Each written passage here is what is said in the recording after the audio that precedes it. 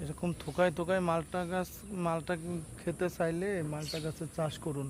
এটা যশোরের মালটা গাছ, প্রচুর মালটা ধরছে একটা গাছে। দেখেন, আপনাদের একটু দেখাই কি পরিমাণ মালটা হয়েছে। একটু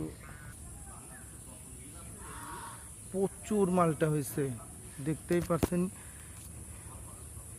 এই দেখেন কত মালটা, এই যে আমার হাতে, এই যে মালটা, প্রচুর মালটা হয়েছে এবং অনেক বড় বড় সাইজ। এটা অনেক বড় বড় সাইজের মালটা।